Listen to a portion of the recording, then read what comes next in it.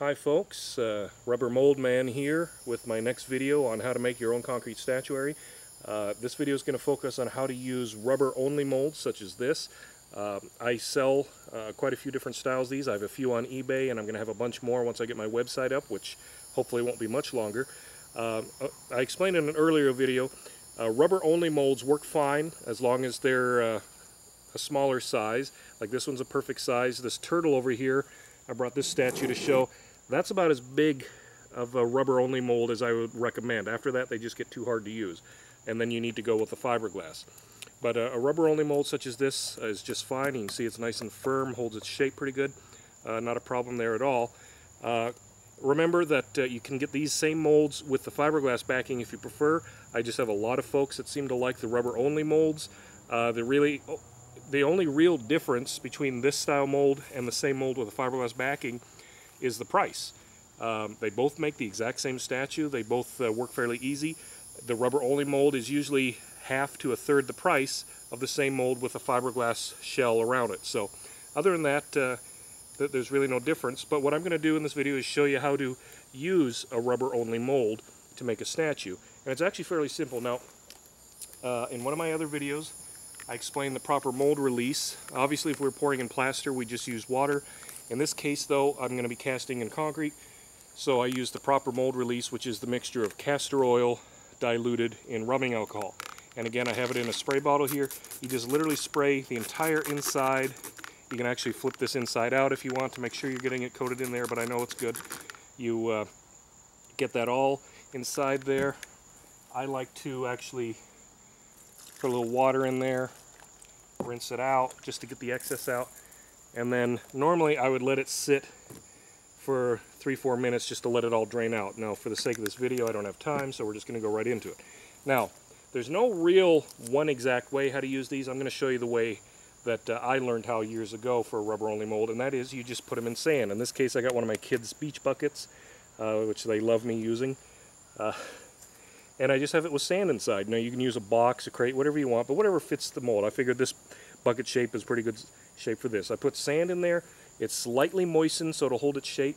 I kind of burrowed out a general shape of this mold. Looks like it needs a little more digging out there. Let's give that a test. Maybe a little bit more.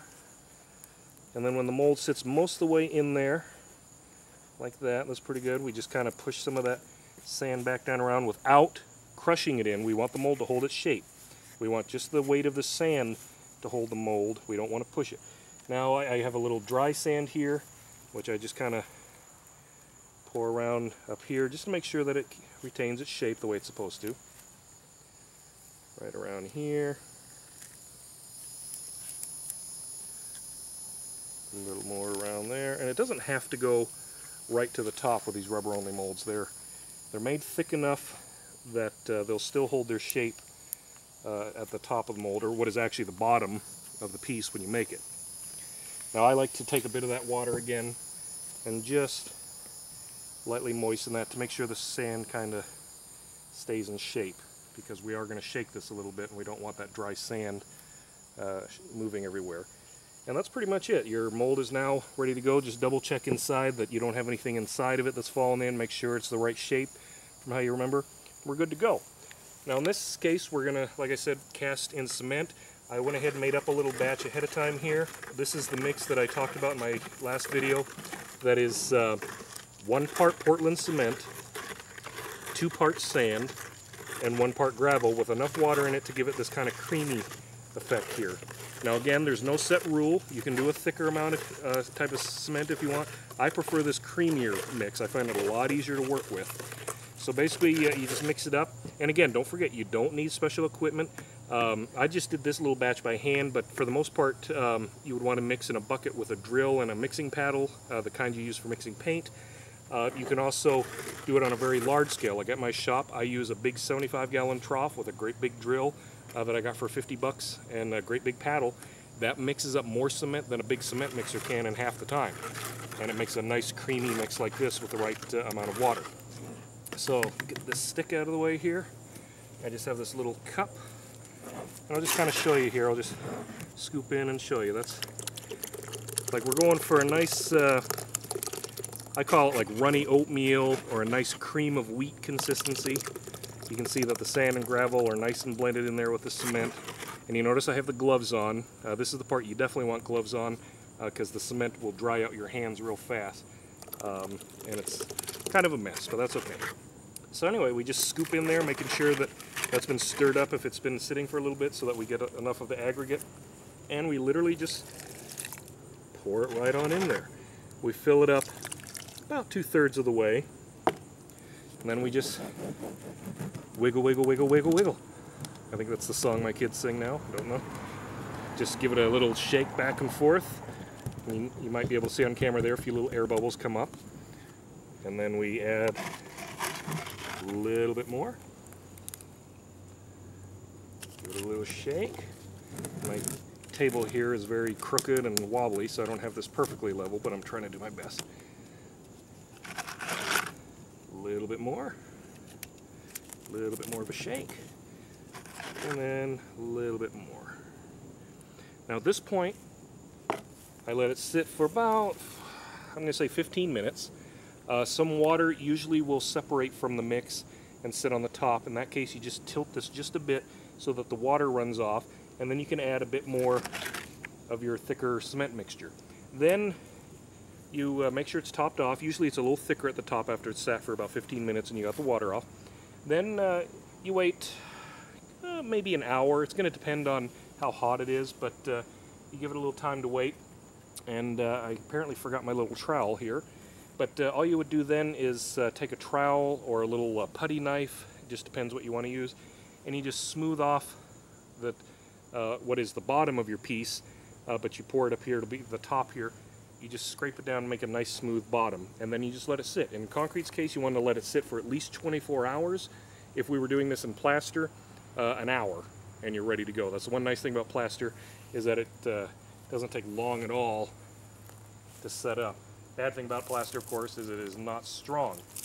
I'm just going to get a bit of this cement off my hands here because I went ahead and did one of these ahead of time this exact same way because I wanted to prove how well it works for a rubber-only mold. I let it sit plenty of time to harden up, and I took the mold out actually just a few minutes before I did this video. This is what the result was this mermaid here out of that exact mold. A couple little air bubbles here and there, and that's fine. I'm going to do another video that shows how to take care of that stuff. But just look at that detail and how smooth she is. Just really, really nice. Look at the hair up there. Just a nice piece. Put her here by the turtle there. And that's what you get out of these style molds right here. That kind of quality with that kind of mix. There's really not much to it. Once you pop the piece out, you're ready to literally just start the whole process over again. And a mold like this, you should be able to get probably at least a couple hundred mermaid figures out of this mold before it starts to deteriorate. I've had them last even longer than that, but I try to be fairly safe in my estimates for most folks. But really, you know, it's nice thick rubber. As long as you take care of it and don't leave it for extended periods out in the sunlight, these molds will last for a long time. And that's the kind of quality you get right there out of that mermaid, and the turtle as well. That was a rubber-only mold that I brought just to show the detail and how simple it is to really do. Basically, she's ready for a little bit of finishing and then to be painted if you want. And speaking of painting, that's actually going to be my next video. I've had a ton of people ask me about doing different paint finishes, so my very next video, which will be in just a couple days, I'm going to start showing some of the paint finishes and how simple they are to do as well. Again, my molds I sell on eBay. I'm currently on as Funbug 1952 on eBay. I've quite a few molds on there, and my website should be coming soon. We're just finishing up building it, and we'll open it up with a few molds on there and just add to it as the weeks and months come. So if you have any questions, feel free to email me at my email, rubbermoldman@gmail.com. If you're interested in molds and don't like to buy on eBay, contact me there and I'll sell them to you direct. It's just fine. I've been in the business for decades. My family's been doing it since 1960s. We know what we're doing. So if you have any questions, contact me, but I hope this video helps you out and I hope you enjoyed it, and I hope to see you soon. Bye-bye.